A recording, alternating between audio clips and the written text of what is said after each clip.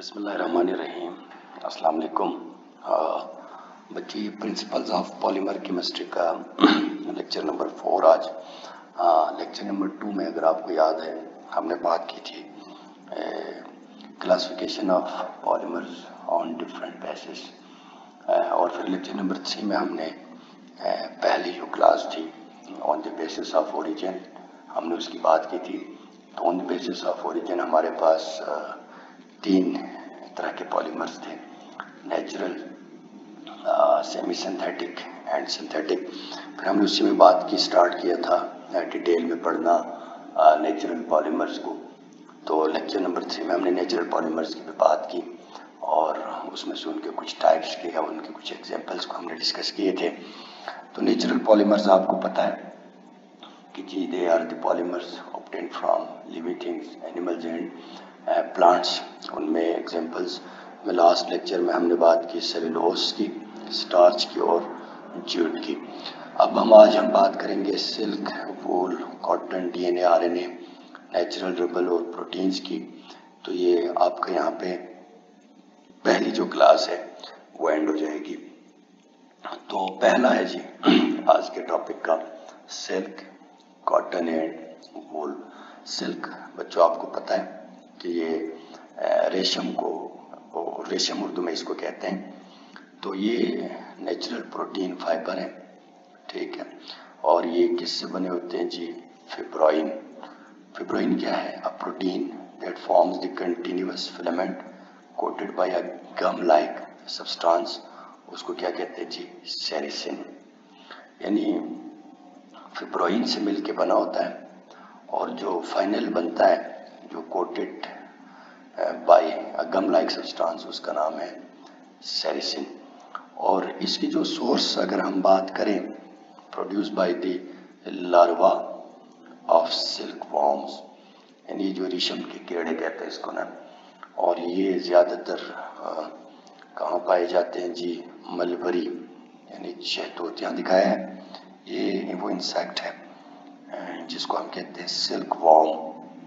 और ये क्या करते हैं कि जी प्रोड्यूस करते हैं सिल्क वॉर्म जो है अपने कोकोन्स बनाने के लिए। कोकोन्स कहते हैं कि जिस जगह पे वो रहते हैं, यानी आप दूसरे अल्फाज में इसको कहें कि जी रेशम के जो कीड़ा है उसका जो घर है उसको क्या कहेंगे? कोकोन्स। यूजेस की हम बात करें तो सबसे पहले जो अपैरल जिनमें हम यूज़ करते हैं उसमें आता है लग्जरी जो है क्लॉथिंग, ठीक। इसमें सच एज इवनिंग गाउन्स, ठीक, और टाई, ब्लाउसेस। ब्लाउसेस आप कह लें शाल को, जो चादर वगैरह होते हैं। ब्राइडल वेयर, ये जो शादी ब्याह पे जो स्पेशल कपड़े होते हैं जो बिल्कुल शाइनिंग और स्मूथ टाइप के, जो दुल्हन वगैरह पहनती हैं, तो उसको उसमें भी ये सिल्क यूज़ होते हैं। अच्छा, होम टेक्सटाइल की अगर बात करें तो बेडशीट्स, ठीक, और पिलो केस। पिलो केस का मतलब होता है कि जी तकिए वगैरह के जो कवर हैं वो बनाते हैं। क्यों? Because due to hypoallergenic property, यानी इससे कोई एलर्जी नहीं होती, एलर्जी से पाक आप कह लें, free from allergy. And it is gentle और comfortable on hair and skin. और इसके अलावा अपहोल्स्टरी मीन्स ये भी आप कह लें कि जी जो फर्नीचर वगैरह है या जो हमारे पास जो तकिए वगैरह हैं उनकी जो कवर बनाते हैं उसमें भी ये यूज़ होता है। मेडिकल में it is used in suturus. Suturus is surgical thread due to its high tensile strength and biocompatibility. Biocompatibility means कि जी ये जो लिविंग ऑर्गेनिज्म है उनके साथ इसकी जो हमाहंगी है या इंटरेक्शन है वो बिल्कुल फ्री फ्रॉम एलर्जी और दूसरे प्रॉब्लम से ये पाक होते हैं। आप इसको आसान अल्फाज में कह सकते हैं कि जी ये नॉन टॉक्सिक है, यानी लिविंग थिंग्स के लिए ये जहरीला नहीं है, इसलिए इसको हम मेडिकल में भी यूज़ करते हैं। Second one, cotton. Cotton is cellulosic fibre, ठीक है।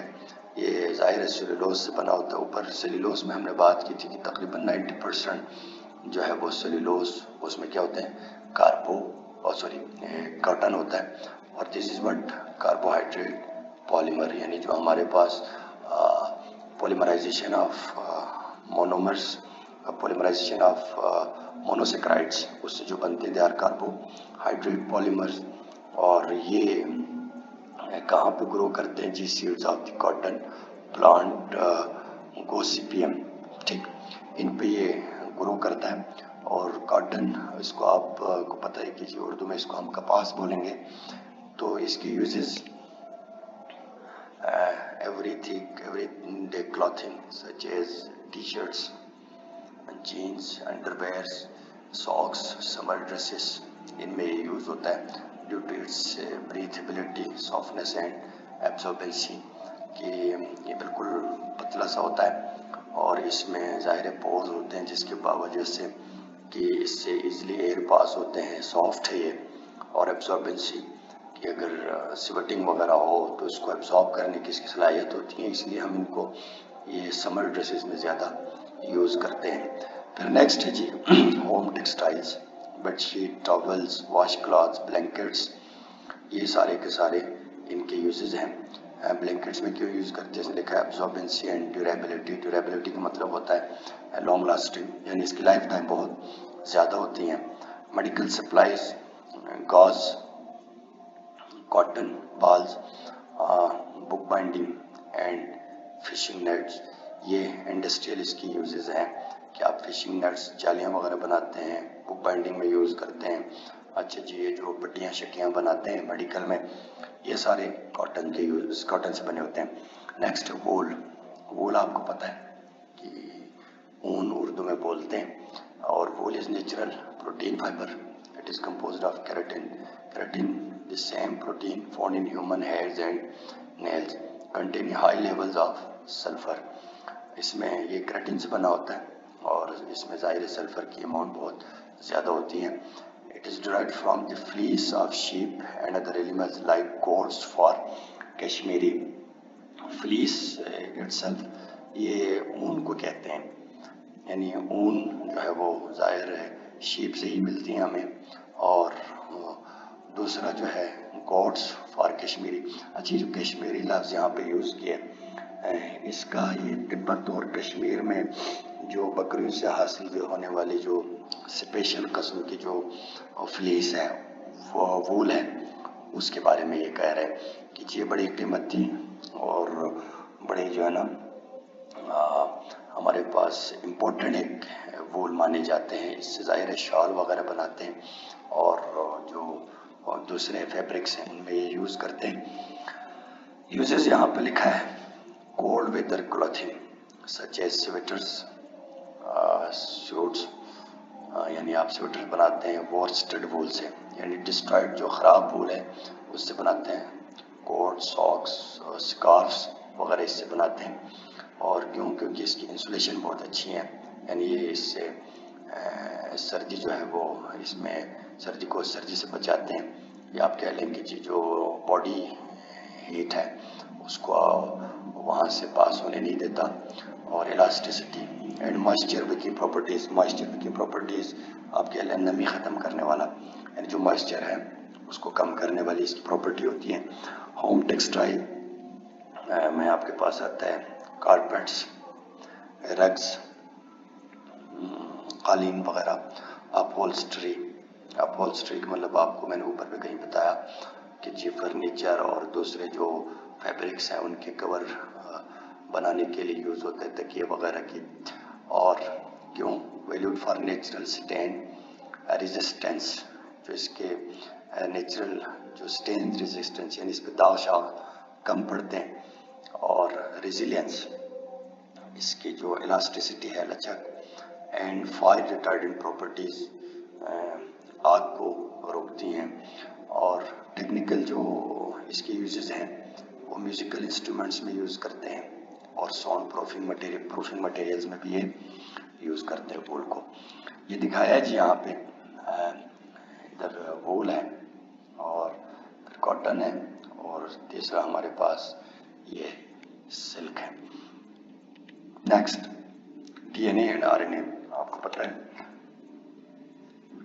डीएनए और RNA both are types of nucleic acids, और ये इनका जो मोनोमर होता है वो न्यूक्लियोटाइड होता है। न्यूक्लियोटाइड मोनोमर से मिलके हमारे पास डीएनए और आरएनए बनाते हैं। और हर न्यूक्लियोटाइड में 3 कंपोनेंट्स हैं। एक पेंटोज शुगर है, पेंट का मतलब 5, ओएसी का मतलब ओएसी जहाँ है ऑर्गेनिक केमिस्ट्री में या बायो केमिस्ट्री में इससे मुराद शुगर्स होते हैं। तो 5 मेंबर्ड रिंग का एक शुगर है, इसके साथ फास्फेट ग्रुप है, nitrogenous base, nitrogen containing compounds होते हैं, इसमें adenine, guanine, thymine, cytosine, uracil वगैरह है। और डीएनए और आरएनए में फ़र्क क्या है?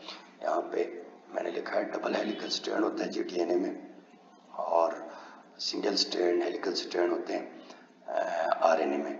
ये हेलिकल स्ट्रैंड का मतलब क्या होता है? जो हेलिक्स इस तरह के होते हैं, ज़िगज़ैग फॉर्म आप कह लें, और इसमें जो है वो डबल हेलिकल स्ट्रैंड होता है डीएनए में ऐसे करके, और आरएनए में ये हमारे पास सिंगल हेलिकल स्ट्रैंड होता है ऐसे करके ना। तो एक ये डिफरेंस है। दूसरा डीएनए में डीऑक्सीराइबोस शुगर होते हैं और आरएनए में राइबोस शुगर होते हैं।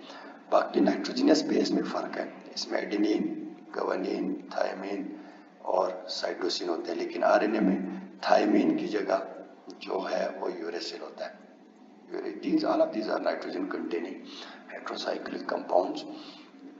इनसे ये बेसिक डिफरेंस है डीएनए और आरएनए के स्ट्रक्चर में। ठीक है जी, both are nucleic acids and both are important for living things. और ये आपको पता है कि जी वाइटल कंपोनेंट ऑफ लाइफ है हर सेल का। और ये पॉलीमर है बेसिकली। हमारा असल जो बात है कि जी हम इसको किस टर्म में बात कर रहे हैं कि ये पॉलीमर है, उस टर्म में हम इसको डिस्कस कर रहे हैं। नेक्स्ट यहाँ पे दिखाया हुआ जी डीएनए वर्सेस आरएनए, और इधर पेंटोज शुगर, डीऑक्सीराइबोस शुगर, और यहाँ पर क्या है जी राइबोस शुगर, ठीक, डबल हेलिकल स्ट्रैंड, और यहाँ पर क्या है जी सिंगल हेलिकल स्ट्रैंड। और इसके साथ इसको डीऑक्सीराइबोस क्यों कहते हैं? यहाँ पे जो ऑक्सीजन है OH है वो नहीं है, OH नहीं है, यहाँ पे क्या है OH है। इसके अलावा नेक्स्ट है जी हमारे पास natural rubber. Natural rubber is an elastic polymer obtained from the latex of the rubber tree. यानी जो रबर का दरख्त है, रबर के जो दरख्त है वहाँ से जो हम हासिल करते हैं लेटेक्स। लेटेक्स कहते हैं कि जी जो मिल्क लाइक हमारे पास रस होता है, यानी जूस होता है जो रबर ट्री से हासिल करते हैं, उसको कहते हैं लेटेक्स। और जो ट्री है उसका नाम है हेवा ब्रेसिलाइनेसिस। अच्छी एक चीज़ आपने ओवरऑल स्लाइड्स में या वो देखा होगा, कहीं प्लांट का नाम लिखा है तो मैंने कोशिश की है कि उसको इटैलिक में लिखें। तो ये बॉटनी वालों को ज़्यादा पता होता है, या जो प्लांट एक्सोनोमिस्ट हैं उनको पता होता है, या जो केमिस्ट्री वाले प्लांट से रिलेटेड काम करते हैं उनको पता होगा कि जी जब भी आप किसी प्लांट का नाम लिखते हैं तो उसको इटैलिक लिखते हैं। तो यहाँ पे एनीवे रबर ट्री हेवा ब्रेसिलाइनेसिस, और इससे मिलने वाले लेटेक्स उसी को क्या कहते हैं नेचुरल रबर कहते हैं। और कंपोजिशन इसकी सिस 1,4 poly isoprene about 90 to 95% plus small amount of protein, resins, sugars and minerals। यानी 90 to 95% इसमें होते हैं जी आइसोप्रीन। आइसोप्रीन आपको पता है कि जी ये पीछे भी कहीं जिक्र हुआ था कि 1,3-ब्यूटा और डाइन, यानी 1,3-ब्यूटाडाइन को क्या कहते हैं आइसोप्रीन यूनिट कहते हैं। और ये सिस 1,4 पॉलीआइसोप्रीन होते हैं और इसमें 90 से 95% आपके पास सिस 1,4 पॉलीआइसोप्रीन होता है नेचुरल रबर में, और थोड़े से इसमें प्रोटीन शुगर वगैरह होते हैं।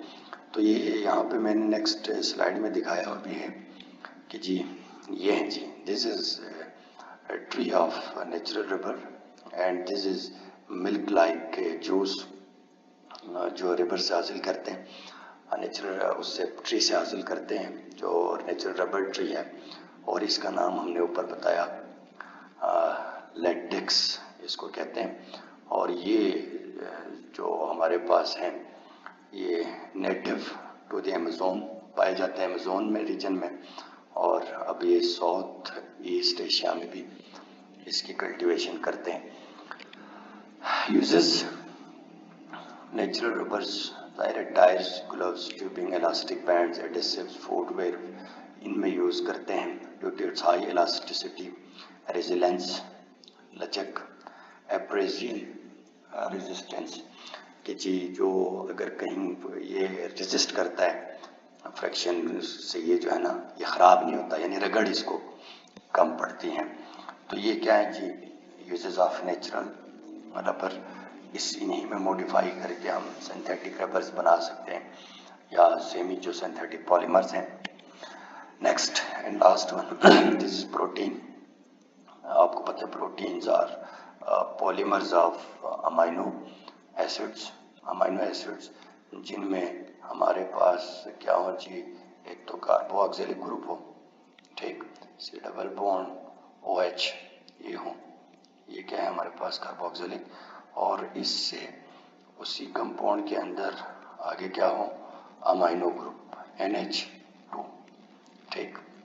अगर इसमें अगर हम लिखें NH2 इसमें आ गए, this is amino group, this is carboxylic group, और यहाँ पे लगे होते हैं R, ये R चेंज तो अमाइनो एसिड भी चेंज, यानी इधर तो हाइड्रोजन होता है, तो बच्चों यहाँ पे ये जो R है ना, if we change this group the nature of amino acid will change. और आपको पता है अमाइनो एसिड फिर एसेंशियल्स हैं, नॉन एसेंशियल्स हैं, खैर वो हमारा डिस्कशन नहीं है।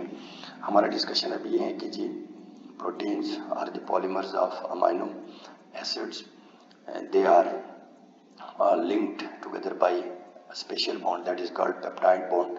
ये एक जो अमाइड लिंकेज से बना होता है क्या है, कोई ज़्यादा मुश्किल काम नहीं। ये अमाइनो एसिड था, ये दूसरा अमाइनो एसिड है जिसमें हम NH और इधर भी H और आगे C, आगे ये हमारे पास कार्बोक्सिलिक ग्रुप आगे लगे हुए हैं, यहाँ से सॉरी ये कार्बोक्सिलिक ग्रुप लगे हुए हैं, यहाँ से OH निकलता है और इस अगले अमाइनो एसिड के अमाइनो ग्रुप से H निकलता है, तो वाटर रिलीज हुआ और जो लिंकेज बनता है C डबल बॉन्ड O, और इधर क्या आ गया N और H, ये आ गया। अब इस साइड से लेफ्ट साइड से एक और कार्बोक्सिलिक आके इधर से हाइड्रोजन निकालेगा और इधर से OH निकलेगा इससे अगले से, तो यहाँ से वाटर मॉलिक्यूल रिलीज होंगे तो जुड़ते जाएंगे तो प्रोटीन बनेगा। और इस लिंकेज को जो दो अमाइनो एसिड्स को जोड़ के रखते हैं, जो अमाइड लिंकेज है उसको क्या कहते हैं, पेप्टाइड बॉन्ड या पेप्टाइड लिंकेज, ठीक। और ये हमारे पास पॉलीमराइजेशन है जी प्रोटीन्स के अंदर, और फंक्शंस और यूजेस स्ट्रक्चरल इसके फंक्शंस हैं। अच्छा जी, collagen and keratin provide strength to skin, hair, nails and connective tissues. Enzymatic, जाहिर है enzymes are polymer proteins, enzymes are proteins and they catalyse thousands of chemical reactions in the body, ठीक। इसमें amylase वगैरह है। अच्छा जी, इसके अलावा alpha ग्लूकोसाइडेस वगैरह है जो हमारे कार्बोहाइड्रेट्स को डिकम्पोज करने में मदद करते हैं, ठीक। तो जाइमेस वगैरह बहुत सारे एंजाइम्स हैं। Transport, haemoglobin carries oxygen in the blood membrane proteins, transport molecule across cell membranes, defense, antibodies, immunoglobulins. ठीक, ये एंटीबॉडीज हैं जो कि इन्फेक्शन से बचाते हैं, वायरल इन्फेक्शन वगैरह से। तो ये हमारे पास यूजेस हैं जी। Hormonal regulation, insulin and other peptide hormones regulate metabolism and growth. Movement, actin and myosin enables muscle contraction and cellular movement. ये हमारे पास प्रोटीन्स के फंक्शन है। यहाँ पे जी एंड होता है हमारा नेचुरल पॉलीमर्स। उम्मीद है आपको बहुत सारी चीज़ें इनसे रिलेटेड पहले से पता होगा, अगर नहीं पता इसको पढ़ें देखें। और नेक्स्ट इंशाल्लाह हम सेमी सिंथेटिक पॉलीमर्स पे बात करेंगे, फिर जो है वो सिंथेटिक पॉलीमर्स पे, तो जाहिर है उनके हम रिएक्शंस भी देखेंगे। फिर हम डिफरेंट क्लासेस को पढ़ते जाएंगे फिर हम इनके आगे बात करेंगे इनकी प्रॉपर्टीज़ पे। तो थैंक यू। इसमें इससे रिलेटेड कोई सवाल हुआ आप मुझे बता सकते हैं।